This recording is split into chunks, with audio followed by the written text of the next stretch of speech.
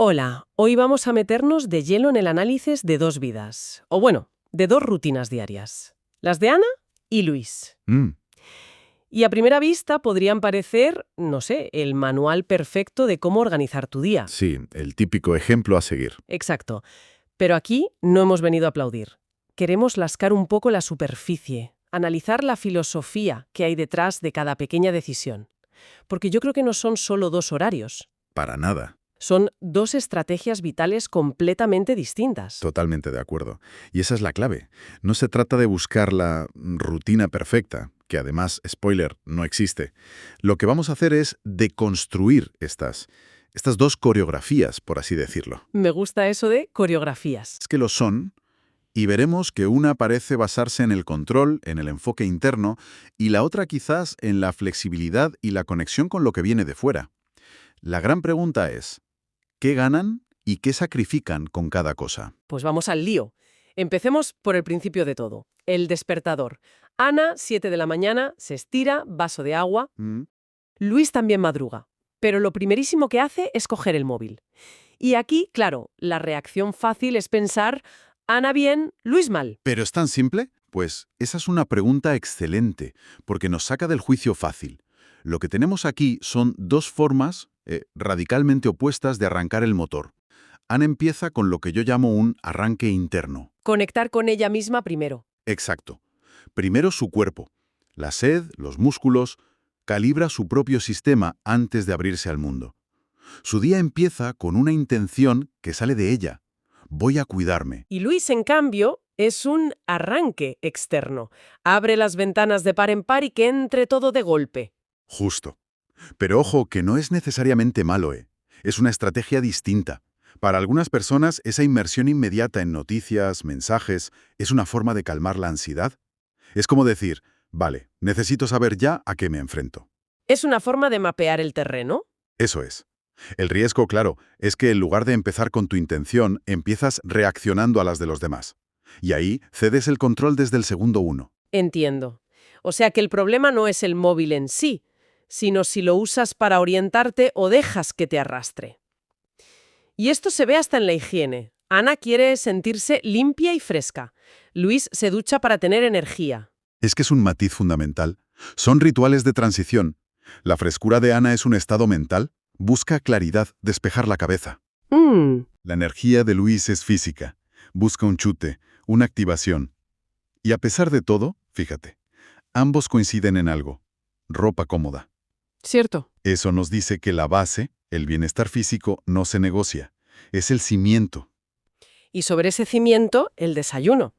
Aquí es donde se pone muy interesante. A ver, Ana, pan con mantequilla y café. Súper ligero. Luis, huevos, tostadas, zumo. Un desayuno potente. Pero lo que me fascina es para qué lo usan. Ana para pensar en el día. Luis para relajarse. parece una contradicción, ¿verdad? Totalmente. El que come menos planifica y el que come más se relaja. Pues tiene todo el sentido del mundo si lo piensas. El desayuno es como un espacio de amortiguación. La última frontera de la calma antes del lío. Vale. Ana, con su desayuno ligero, no gasta mucha energía en la digestión. Su mente está libre, ágil. Es un desayuno de sío, por así decirlo, eficiente y al grano. ¿Y el de Luis? El de Luis es un desayuno de placer, de carga. Es más sensorial, te obliga a ir más despacio. Es que no puedes engullir unos huevos revueltos mientras repasas la agenda. Te ancla al momento. Exacto. Está usando la comida para forzarse a esa relajación. Y esto ya nos habla de sus estrategias de energía. Ana apuesta por un arranque rápido, sabiendo que necesitará un café a media mañana. Luis llena el depósito a tope desde el principio. Ahora todo encaja mucho mejor, la verdad. Y esto nos lleva a la fase de trabajo. Y aquí, sorpresa. Los dos empiezan igual. Encienden el ordenador y organizan sus tareas. Claro, A pesar de todo, ninguno se lanza al caos. Planifican. es que esto es clave. Es gestión de la carga cognitiva. Tenemos una capacidad de decisión limitada al día. Lo que ellos hacen es quitarse de encima el ¿y ahora qué hago? Liberan espacio mental. Exacto. Liberan ese espacio para lo que importa de verdad, que es hacer la tarea.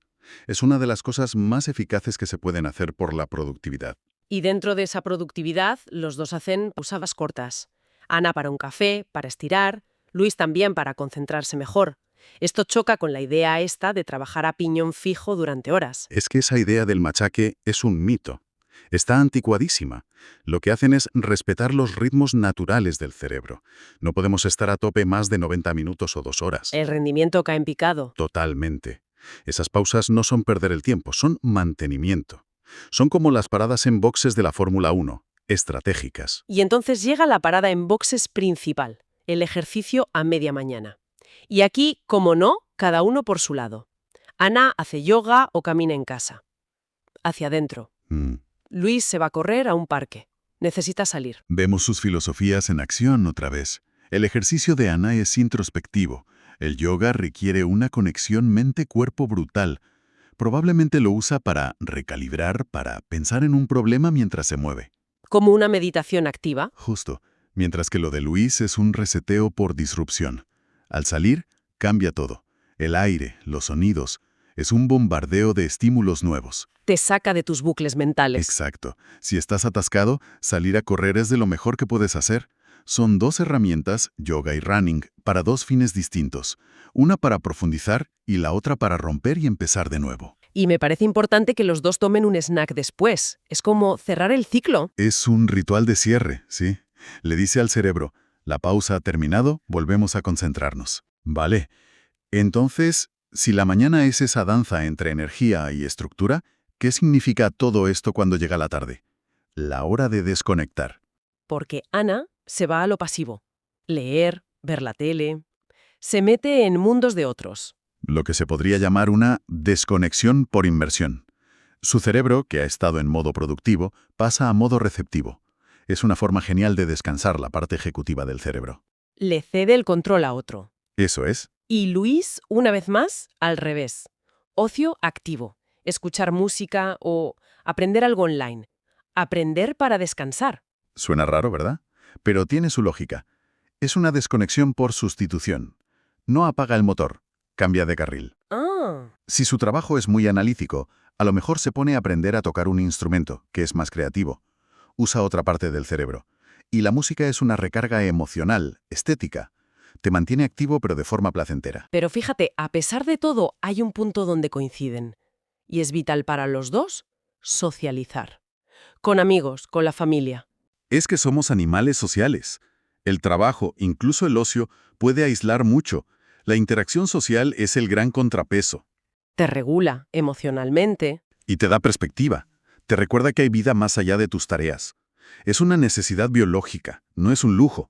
Quitarlo de la rutina es una receta para el desastre a largo plazo. Y llegamos al final, la cena. Ana cocina algo simple y saludable. Parece su último ritual del día. Un acto de cuidado. Sí. Y Luis cena ligero, pero admite que si está muy cansado, pide comida. Y esto me parece de un realismo brutal. Es que aquí vemos la tensión final entre la rutina y la vida real. La cocina de Ana es casi un acto de mindfulness. Cortar verduras, el fuego, le ayuda a aterrizar. ¿Es la rutina como autocuidado? Exacto. Pero lo de Luis es casi una lección de autocompasión. Totalmente. Reconoce que su energía no es infinita y que hay días en los que cocinar sería un esfuerzo mayor que el beneficio. En ese momento, la decisión más inteligente es delegar para poder descansar. Una rutina que no se dobla, se rompe. Justo eso. Luis lo ha entendido perfectamente. La mejor rutina es la que se adapta. Y bueno, el día acaba para los dos de forma parecida, relajándose antes de dormir, leyendo, escuchando música. Apagan motores poco a poco. Algo crucial para la calidad del sueño, por cierto. Ese periodo de desaceleración es la señal que necesita el cerebro para empezar a reparar. Vale, si damos un paso atrás. Lo que tenemos son 2 sistemas operativos vitales. El de Ana es como un jardín zen. Todo controlado, introspectivo, dentro de su espacio. Buena analogía. Y el de Luis es más un ecosistema abierto. Interactúa con el exterior desde el minuto 1. Es más permeable, más flexible. Has dado en el clavo. No son solo 2 personas organizadas, son 2 filosofías de vida. Ana construye una fortaleza para proteger su concentración, Minimiza las variables de fuera para maximizar el control de dentro. ¿Y Luis las integra? Luis las integra, exacto. Usa el mundo como fuente de energía y de información, aunque eso le meta más ruido en el sistema. Ninguno es mejor que el otro. Son mejores para personas distintas o para trabajos distintos. Entonces, la gran conclusión no es solo búscate una rutina que te funcione, es algo más. Mucho más profundo. La conclusión es que tu rutina es el espejo más fiel de tu estrategia ante la vida. Es la manifestación física de tus prioridades.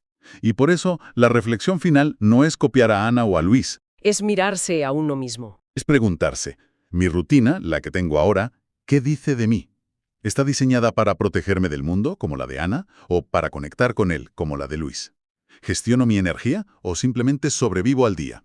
Y lanzo una última pregunta, quizás la más provocadora. ¿Y si el modelo ideal no es ni uno ni otro, sino una mezcla? Esa es, para mí, la pregunta del millón. Podríamos tener el arranque con intención de Ana y la flexibilidad de Luis con la cena. Desde luego. Porque quizá la maestría no está en tener una rutina perfecta, sino en tener una caja de herramientas con estrategias de los dos. Y saber cuál usar cada día, según tu energía, según tus objetivos. Quizá la rutina definitiva no es un plan, sino la capacidad de elegir el plan adecuado cada mañana.